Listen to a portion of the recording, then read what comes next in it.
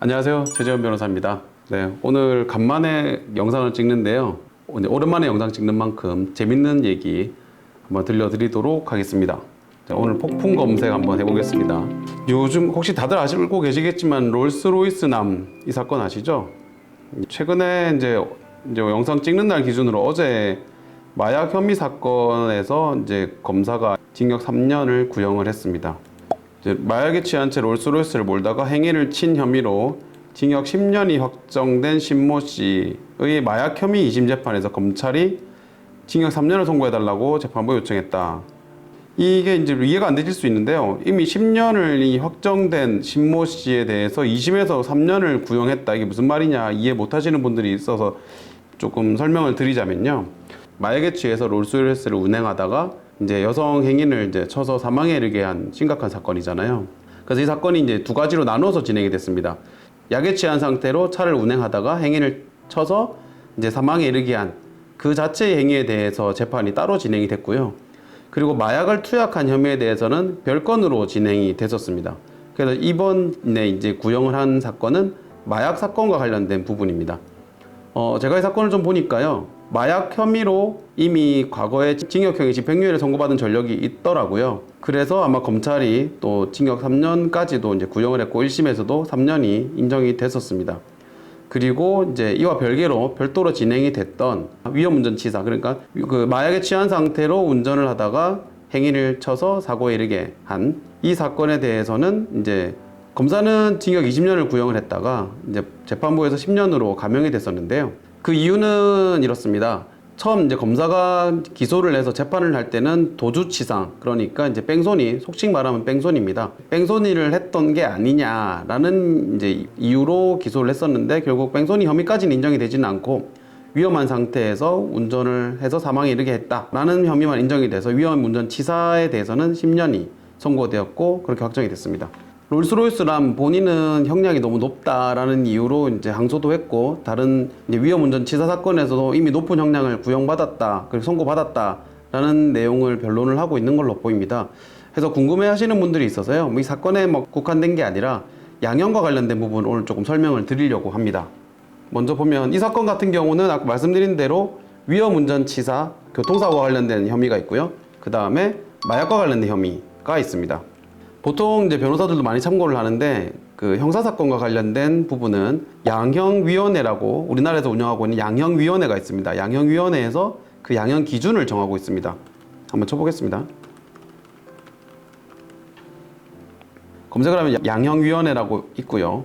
여기 들어가면 이제 홈페이지 구성이 조금 바뀌었습니다. 양형 기준에 들어가면 형종 형량 기준이라는 부분이 있습니다. 여기 들어가면 그 현재 시행 중인 양형 기준 범위가 쭉 나옵니다. 밑에 내려가면 시행 중 양형 기준이 있습니다. 시행 중 양형 기준, 현재 지금 적용되고 있는 양형 기준인데요. 굉장히 많은 범죄 혐의들에 대해서 양형의 범위를 정하고 있습니다. 그러면 질문, 양형 기준은 법관이 반드시 지켜야 할까요? 그렇지는 않습니다. 여기 양형 기준이 무엇인지에 대해서 설명을 하고 있는데요. 법관이 법정형 중에서 선고할 형의 종류를 선택을 하고 법률의 규정에 정해진 바에 따라 형을 가중하거나 감경을 해서 처단형을 정하고 나면 처단형 범위 내에서 선고형을 정하는데 그 선고형을 정함에 있어서 참고가 되는 기준이 양형 기준이다 라고 합니다. 좀 말이 어렵죠? 네, 좀 쉽게 설명을 드리자면 법률에 정해져 있는 법정형이 정해지면 그 다음으로 법관이 그 법률에 따라서 가중하거나 감경할 수 있는 범위를 또 정하게 됩니다. 그 법률에 따라서 가중하거나 감경을 할 수 있는데요. 그 범위를 바로 처단형이라고 얘기를 합니다.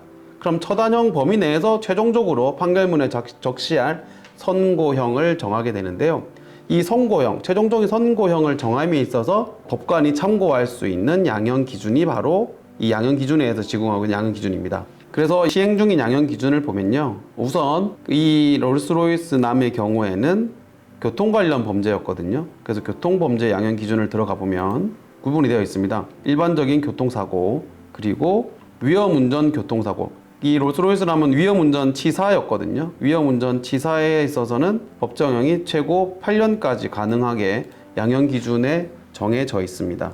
최고 가중한 기준이 8년인데 그러면 8년이 양형 기준상 최고인데 왜 이 롤스로이스남은 위험운전치사에 있어서 10년형을 선고받았냐 라고 생각할 수도 있잖아요. 이 롤스로이스남에 대해서는 위험운전치사 혐의에 덧붙여서 교통사고와 관련된 도로교통법과 관련된 약물에 취해서 운전하는 혐의까지도 포함이 되어 있었습니다. 그리고 위험운전치사 혐의 플러스 추가적인 혐의가 더 있었던 것이죠. 최대 8년인데 왜 10년을 선고받았냐라고 궁금해하실 분들이 있는데요.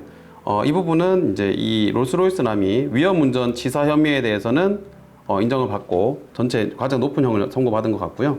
추가적으로 이제 도로교통법상 약물운전, 약물에 취한 상태로 운전하면 안 되는 규정이 있는데 이 부분까지도 적용을 받아서 최대 2가지 혐의에 대해서 합쳐서 10년을 선고받은 것으로 보입니다.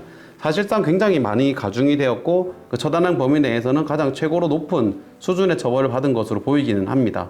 그래서 이렇게 위험운전과 관련된 형은 10년으로 대법원에서 최근에 확정이 되었고요. 이번에 이제 기사가 나왔던 검사가 이제 구형을 3년 했던 2심 같은 경우는 마약과 관련된 혐의에 한정됩니다. 마약과 관련된 범위에 있어서는 롤스로이스남이 프로포폴을 과다 투여받고 운전을 했거든요. 그래서 이 프로포폴에 대해서도 이제 마약과 관련된 마약을 투여하겠다는 혐의가 추가가 되어 있습니다.